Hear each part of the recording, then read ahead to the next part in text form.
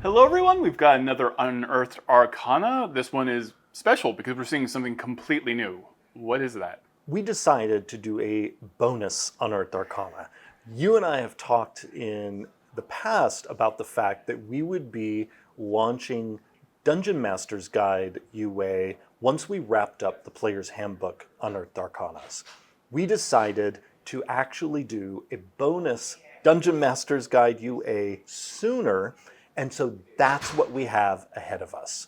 In this UA, we finally get to visit an exciting subsystem that we've been working on for quite some time, the Bastion system.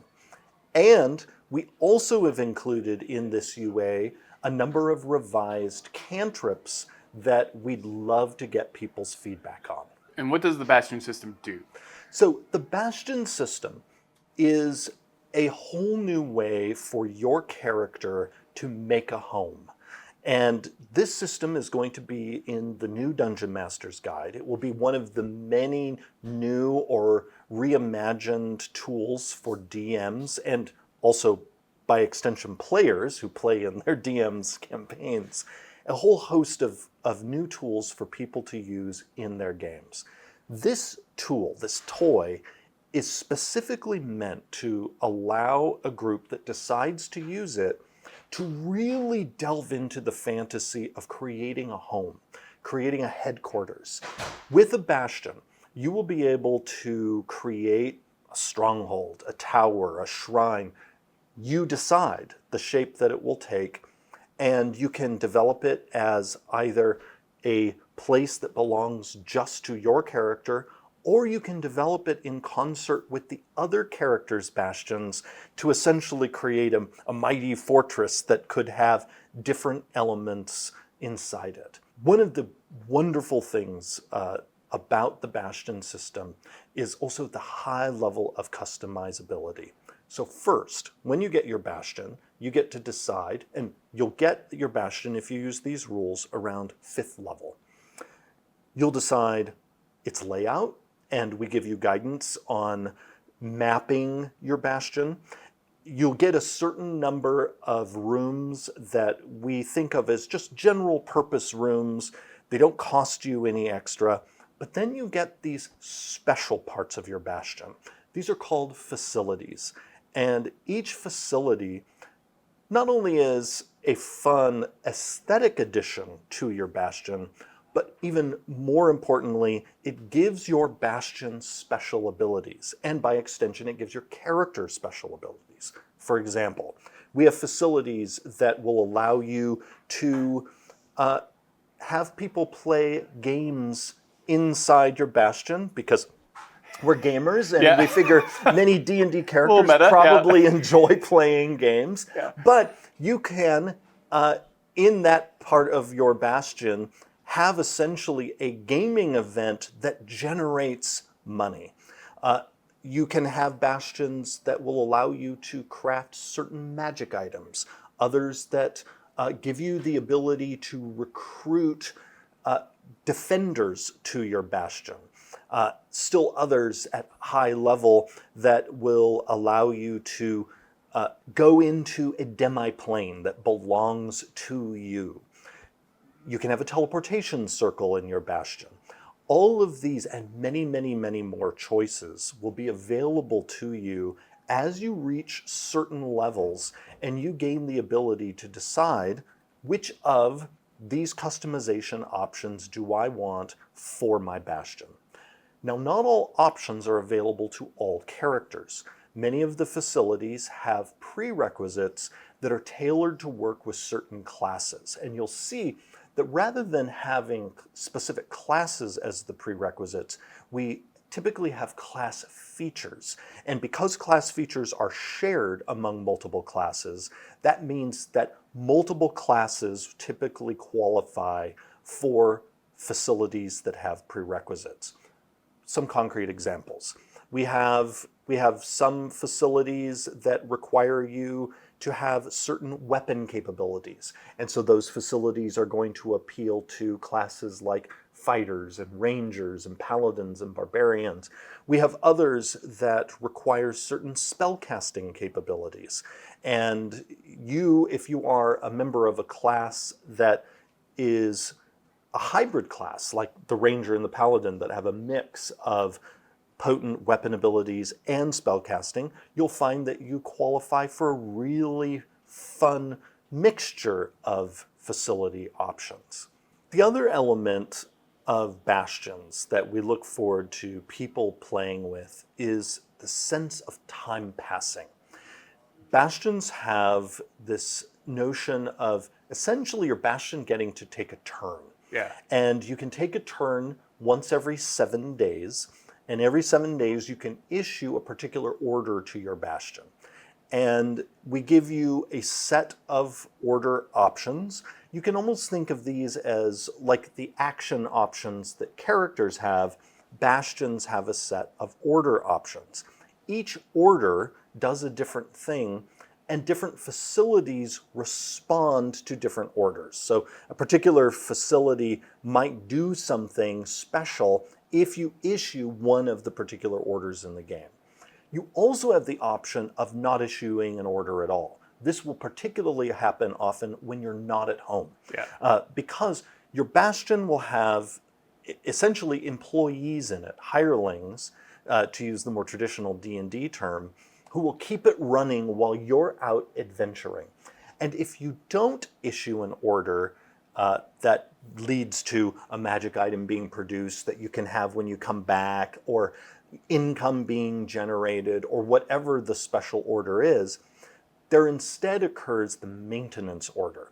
And some things still occur that are beneficial when maintenance occurs, but then you also open your Bastion up to a random event happening. And so one of the entertaining parts of Bastions is that things can happen within and to the Bastion while you're away on your adventures. And so when you come back, you can find out what the heck happened. Yeah. What is the product that was produced, or the other benefit that was created. The other thing that happens whenever these Bastion turns occur and you issue an order is you generate a new currency called Bastion points. Those points you can use when you level up to purchase a magic item, and you can also use those points to extend your influence in the region around your Bastion, and you can also spend those points to have your character revived back at home if you die out on an adventure and your group has no way of bringing you back. If you have generated enough sort of Bastion power, which is represented by Bastion points, you can tap into that if necessary to have essentially your hirelings drag you home and get you patched up and adventure ready again. Nice. Now, this system is designed to stand on its own 2 feet, meaning you can drop it into a campaign and it has within itself everything you need to use it. That also means that it is ripe for you to use it in your games now. One of the reasons we wanted to get this out into people's hands early is, first, we're just really eager to find out what people think. Yeah. But second, this is so just ready to use and doesn't sort of rely on anything else going on in either the 2014 or the 2024 rule books, that you could take this Bastion system and use it right now in Phandelver and Below, the Shattered Obelisk. You could use it in upcoming Planescape Adventures in the Multiverse. Especially with how many different shops there are in that setting. Yes. It's the city of Sigil. So Yes. there's just about anything you could possibly want to find. It's the best place for a business. And there are certainly a few things here where, a prerequisite might point towards something that's in the 2024 versions of some of the classes, but you will find that this is ready to go with your 2014 rule books. which has been our approach internally with how we play test everything for the rules revision. Because in our internal play tests for next year's new version of the Player's Handbook and the other core books, is we use the 2014 rule books, and we simply pair those rule books with whatever new version of something that we are testing. So the game that we are playing internally on an almost weekly basis is the 2014 rule books mixed with the material that will appear in the revised core rule books. And so again, I encourage people, please read this and give us your feedback, but also play with it. And that's my encouragement really with everything that we released in Unearthed Arcana, is try it out in your current games, because this material is designed to work not only with the upcoming core rulebooks, but also the existing ones, revised spells that we provide, new feats, new versions of subclasses or classes. You can start playing with them now. Yeah. The idea of Bastions is something that comes up a lot, like whether it's like, sometimes you're in a flying castle and this is your home base, but there's a home base always seems to happen. Like, I love owning property in Ravenloft for some reason, because it's just so fundamental to like Gothic horror that something bad happens to your house. Yes. Yeah. Well, and in some ways, it's sort of a D&D tradition that as soon as you have property, something's going to happen. Yeah. Which is why we included the random events in the Bastion system. Yeah. A DM, of course, can also come up with special events, but we wanted there to be a ready-to-use way to have those unexpected circumstances surrounding this place that you now care about, that also has people in it that you care about.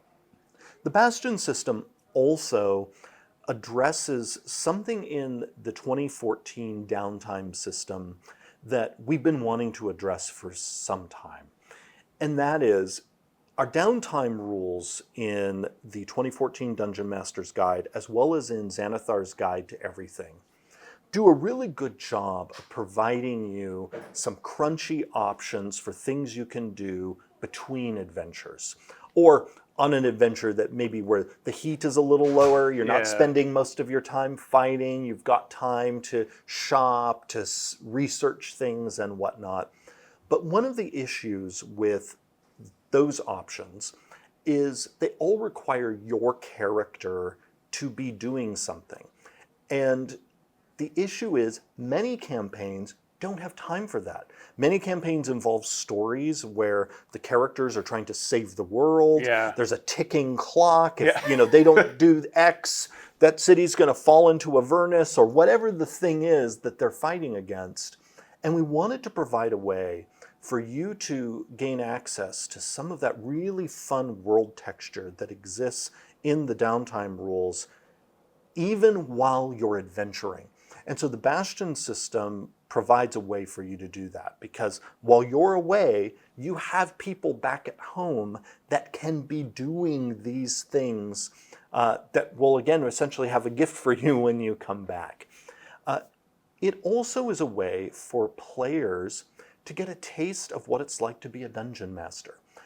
Often when players think about making the leap from playing to DMing, sometimes there can be some trepidation, because it will feel like, well, what the DM does is so different from what I do as a player.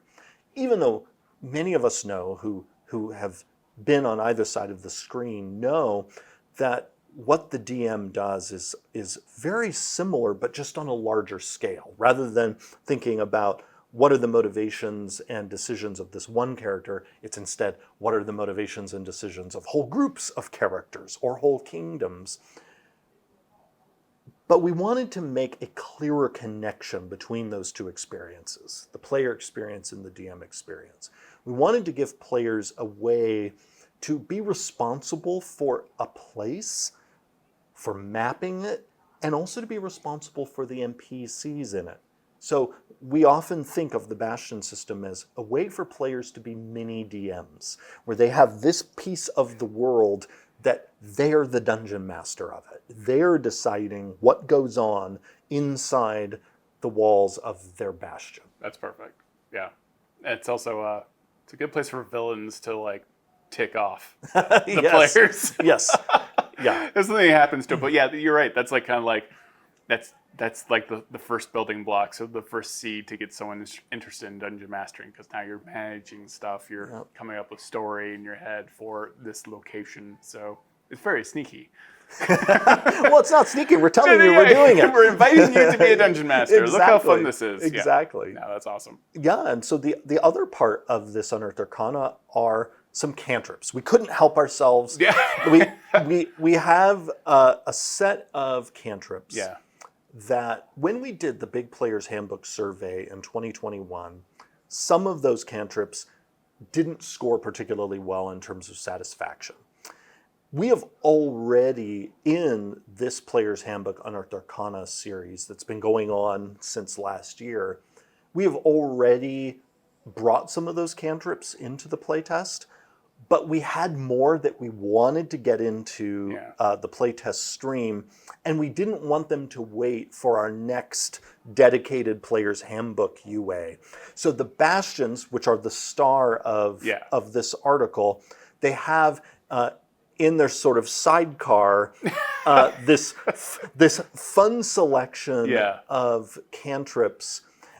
And cantrips are really important to us because for any character who is either a full spellcaster or dabbling in spellcasting, cantrips are often their bread and butter. Yeah. Cantrips also appear in many of our monsters. And so it's important for the game, whether you're a player or a dungeon master, that the cantrip ecosystem be healthy and fun and diverse. And so you'll see here, with these revisions, we are targeting exactly those elements. Fun, diverse, making sure any pain points are sanded away. And so the cantrips that people are going to find here run the gamut from things like Acid Splash to True Strike. Yes. Some of these have had just small but important quality of life improvements. So the very first cantrip in the list, Acid Splash, is largely the cantrip that people are familiar with, but it has now been turned from you pick two creatures next to each other and target them to essentially your first area of effect. Yeah, your first AoE. Your first AoE, because now it creates this 5-foot radius sphere explosion that can still catch two creatures, but might even catch more. Right. If you're playing on the grid and you have it explode at the intersection of the lines, and if there's a bunch of creatures bunched up, you could get up to 4 creatures. Yeah. Or even more if they're tiny and they're crammed in there. Now, so we have on one end that meaningful quality of life improvement in Acid Splash, but then on the other end with True Strike, we have a total redesign. Yeah. True Strike is a cantrip that has always had a cool concept of I'm a spellcaster, and using magic, I'm going to direct my strike. The way we implemented it, though, in 2014, because of how the action economy works, it meant that it was rarely optimal for almost anybody to use it. Yeah. And when we designed True Strike almost a decade ago, we at the time were still new ourselves as designers to using advantage and disadvantage in the game. Yeah. And we're actually very cautious in how we used those mechanics in certain places. And you can absolutely see that caution in the 2014 version of True Strike. The new version is a completely different take. It's still all about magic guiding your strike. Your weapon strike is not about how strong you are or how dexterous you are. It is about your magic guiding you to your target. But how that is now represented is with this cantrip, similar to cantrips like Green Flame Blade, it includes the weapon strike itself in the cantrip. Right. And you are making that weapon strike using your spellcasting ability rather than strength or dex. We have a few others that have been completely redesigned. Blade Ward is another. That's a reaction now. Yes, Blade Ward Perfect. is now a reaction, and it allows you to impose disadvantage on somebody's attack against you. And it has now an upgrade at higher levels where sort of the range at which the attacker can be gets further and further away. Oh, nice. You can think of it as the sort of protection fighting style, but just for yourself. Yeah. It's for the spellcaster who doesn't have anything else demanding their reaction, and many of our spellcasters rarely, if ever, make opportunity attacks. They don't all have shield at the ready. And so Blade Ward is a great, in this new form, a great fallback option. Yeah. Of, I don't have anything else to use with my reaction, and oh no, someone's attacking me. Maybe imposing disadvantage on it will cause them to miss. Definitely making the Eldritch Knight even juicier now. Yeah. If the Eldritch Knight is fine, not having the potential to make an opportunity attack. Yeah. But yeah, Blade Ward is meant to be a fallback option. And really, it's important to think of all cantrips as fallback options. Yeah. Cantrips are the thing you cast when you either can't or don't want to cast a spell of first level or higher. Friends, completely redesigned. It now just charms the person. Yeah. And it's very short. It no longer makes them hostile toward you. And it's important when people look at this, it's important for people to remember what the charmed condition does and what it doesn't do. Right. Yeah. The charmed condition, contrary to sometimes the perceptions that people have, is not mind control. The charmed condition simply gives you advantage on your charisma checks with the charmed creature. Yeah. And the closest it comes to any kind of serious beguilement is while they're charmed by you, they can't attack you.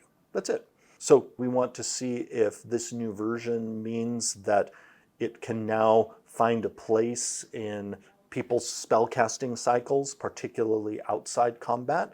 And so we'll be eager to get people's playtest feedback on it. That's awesome. Again, that feedback is critical to all of this. That's why we do these videos. Yes. That's why we have you playtest. Give us the feedback. That is like the best way, especially taking the survey. That's the best way to tell us how this is working. Absolutely. Our team does look online at people's discussions, but where our team spends most of its time when it comes to digging into people's thoughts on different elements of the game, it's through the surveys. We currently have 3 members of our design team who are spending substantial amounts of their time reading what people are writing, and not only that feedback that's coming in, but then our analysis of it is having a powerful impact on where things are headed for the game. And again, to note, like, this is all like these new rules, the cantrips, the Bastion system, and all the classes that we've been playtesting. You can use those now for Planescape, for Big Beast, for Phandelver. Like, that's the intention. This all works together. Yep. That is the point of all of it. So you don't need to wait to play those adventures with the 2014. You can start playtesting in your existing campaigns. Absolutely. Because that's how seamlessly everything's working together. And it will become even more and more seamless as we transition out of public playtesting to nailing things down in the books. And then next year, people will get to start seeing previews of the shape things are actually going to take in the books themselves. Because the other thing that it's important for us to occasionally come back to, you and I have talked about it before, is that UA, while it is a pivotal part of our development process, does not represent necessarily what the final version of anything will be. It's a snapshot of where we are in our development process, and then the feedback we get feeds our dev work in many deep and meaningful ways, but ultimately the final version is what you're going to see in the books, and often there will be changes as we develop things, as we knit everything together to make sure that it works cohesively as a massive game with thousands of moving parts. So with Unearthed Arcana, we like to look at all the scores from the survey results. You have those scores today. So like, what did we learn? We have the scores for Player's Handbook Playtest 6. Right. And as always, not only the scores, but also the written feedback have provided a fascinating set of insights, perspectives that we're now incorporating into our work. One of the main messages we got from UA6 is that most of the classes in it, people are feeling really good about. So the rogue, the paladin, the cleric, the bard, and even the druid. The druid struggled the last time we came up. All of those classes received satisfaction scores in either the 70s or up into the 80s, with the rogue overall score at 89%. In that group, the class with the lowest satisfaction score was the druid, but even the druid made it into the 70s, and many of the druid's individual features even made it up into the 80s in terms of satisfaction. Like, people really are enjoying the new elemental fury, the wild resurgence. So we continue to see a lot of positivity about new features that we've been introducing in the various classes. There were a couple of pain points in this latest version of the druid, the main ones being wild shape and the Circle of the Moon subclass. The other subclasses, Circle of the Land, got 86%. That is a massive satisfaction improvement over the 2014 version. Circle of the Sea, the brand new subclass, got 80%. And Circle of the Moon definitely improved. So we're on the right trajectory with it, but we need at least one more round with it in UA. So our plan is the Druid base class will go back out in our next Player's Handbook dedicated on Unearthed Arcana, mostly to give a revised version of the Circle of the Moon. Because base class of the Druid overall is getting thumbs up, with mostly just wild shape and arch druid needing a little more love, but we're on a good path with the druid. We are still seeing with the druid, and we knew this, essentially two main factions of people who really liked the wild shape templates that we provided before, but then a larger group happy to be using stat blocks. We are listening to both groups, but charting a course that will be solid for the class and healthy for the game. And so again, people will get to see the Druid visit again in our next player-dedicated UA. The one other class in UA 6 that will be returning to the future UA is the Monk. Right. So the Monk is the class that has appeared only once so far in this series. So we already planned on the Monk, whatever its score ended up being, unless it was like 100% satisfaction, we planned on the Monk appearing at least one more time, so that every class got to be in UA at least twice. Yeah. And sure enough, the Monk is going to come back. The Monk has a lot that we're going to be revisiting. There were a number of things in the class that scored really well, and then other things that were some significant pain points. If I were going to boil down where sort of the main pain points are, it's the constraints of discipline points. And so one of the things that we will be addressing in the next version of the Monk is how can we make it so that You do still have this resource you have to manage, but you don't feel like your class fantasy and also your effectiveness are being held back by those resource constraints. So it's, every class has resource constraints of some kind that they have to deal with. But we agree with the feedback that those restraints are a bit too tight right now in the monk.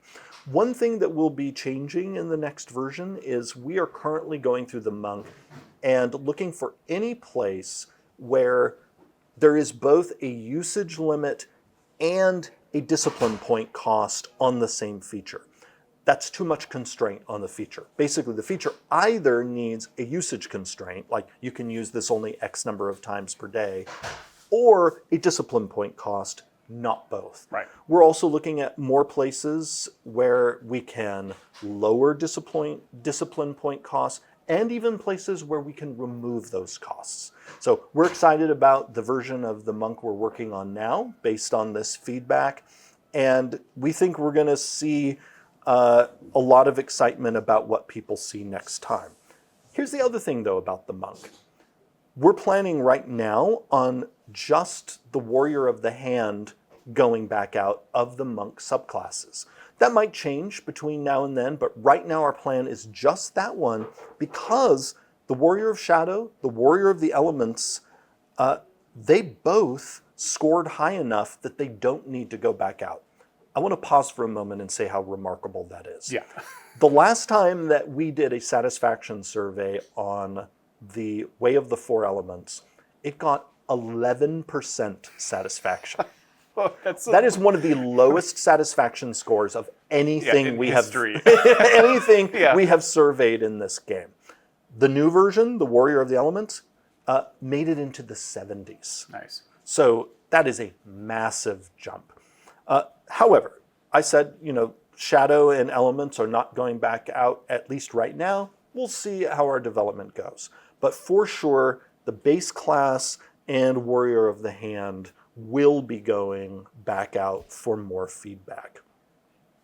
But what this means is that Rogue, Ranger, Paladin, Cleric, and Bard, they're done in UA for now. Right. And they're moving forward into now our development for the book itself. I do want to pause for a moment and talk a little bit about the Ranger here. There were some pain points in the UA6 version of the Ranger where, some concern about favored enemy, about foe slayer, and deft explorer. Those concerns brought down the satisfaction score of the class overall. We don't need to send this class back out, though, because with the Ranger, we did an A/B test where we tried out different versions of the same features. The previous versions of those features scored so well that for the book, we're going to create a synthesis version where basically we take the best elements that have arisen in the class in the playtest and make sure that those are what get the spotlight in the player's handbook. So essentially, we've gotten all the feedback we need on the Ranger. We see what people really like, we see what people really don't like, and we're going to steer toward the stuff that really excites people. Awesome.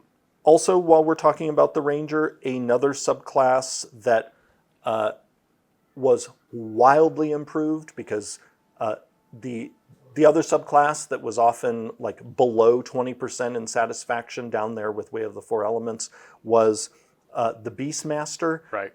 Beastmaster this time around, 78% satisfaction. Nice. So again, great improvements, tons of excitement in the Rogue about Cunning Strike. Cunning Strike got 94% satisfaction. So Cunning Strike, that new feature, it is clearly here to say, because Cunning Strike and Improved Cunning Strike were both hovering around 90% satisfaction. It is rare for anything in our massive D&D families, given the hundreds of thousands of people who play the game, the thousands of people who take our surveys. Right.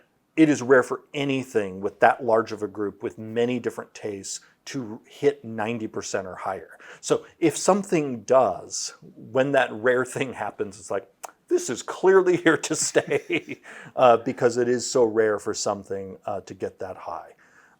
But even like in the Paladin, we had several things like Lay on Hands creeping up toward 90%, this new version of it.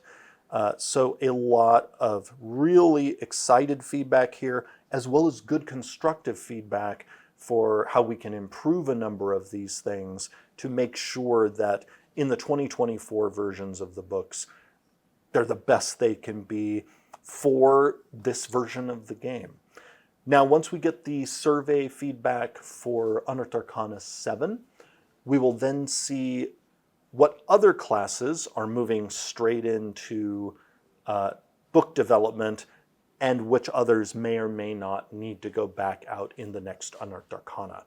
That Unearthed Arcana will include any of those classes that need another round of public feedback. It will include them all together. Okay. So we've been doing this sort of leapfrogging thing for most of the year. The next Player's Handbook dedicated UA will have all of the remaining classes who need another Unearthed Arcana round. Nice. I saw a lot of people asking about, but what about the Necromancer? Which is funny because historically, Necromancer was never that popular. I thought I like Necromancers as a person, or even like culturally I like it, and it was in the Dungeon Master's Guide in the first place. So it's interesting that so many people brought it up. So people have asked about the absence of the Necromancer in Unearthed Arcana 7, largely because earlier in the year, you and I talked. I mentioned that we were working on a new version of the Necromancer. Yeah. So that's on me. I brought it up. And in fact, our plan was for the Necromancer to be there. The Necromancer clearly is not there.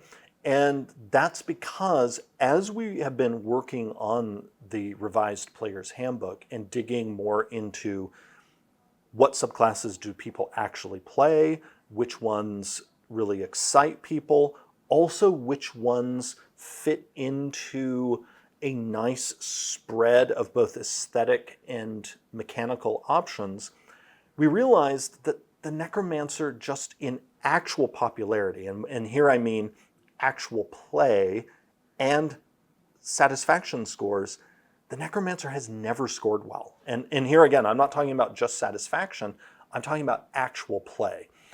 This is significant for us because there are other things in the game that have not scored well in satisfaction, but still score well in actual play. A great example of this is the Ranger.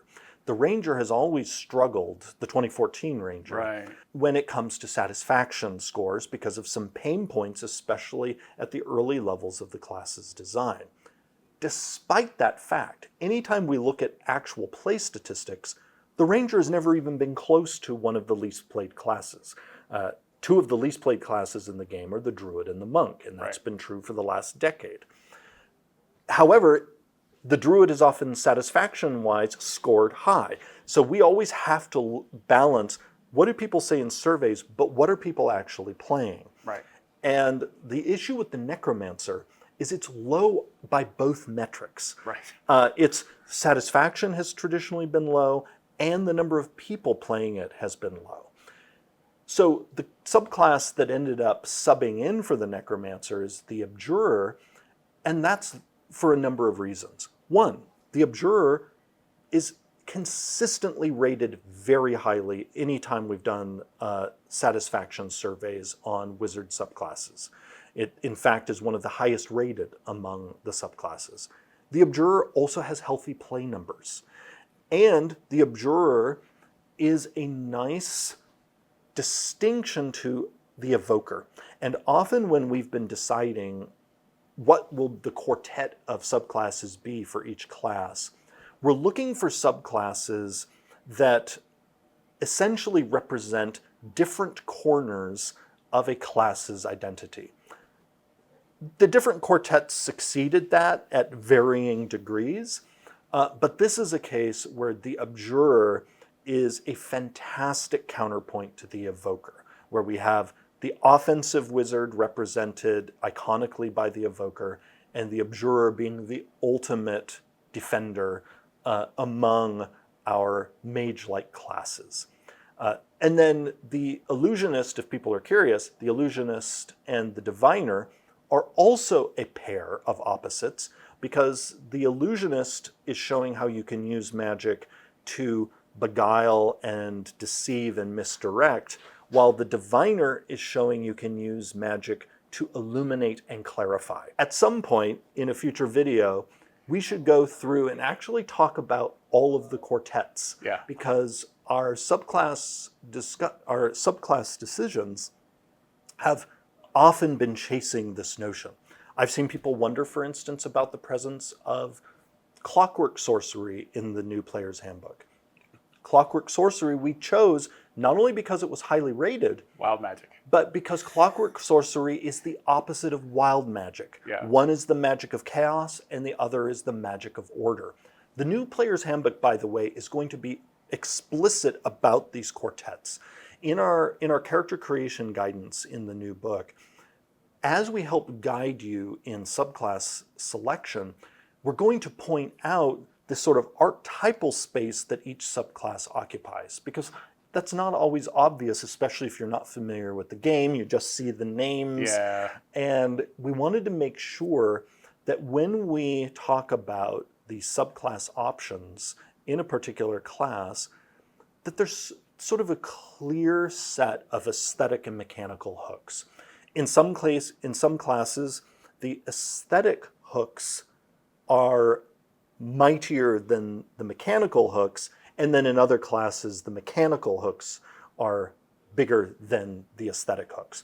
An example of a class where the hooks tend to be more mechanical than aesthetic is the fighter, where the quartet in the fighter is actually about 4 very different ways of play. And again, that can be for a future video where we delve into the subclass quartets of every class in the 2024 Player's Handbook. Thank you so much. Yeah, thank you everyone thank you. for watching. Thanks. Be sure to test out this new UA. Thank you for all the survey results, and fill out more survey results. Yes. We appreciate your feedback. You are literally helping us build the game. So thank you so much. Bye, everyone.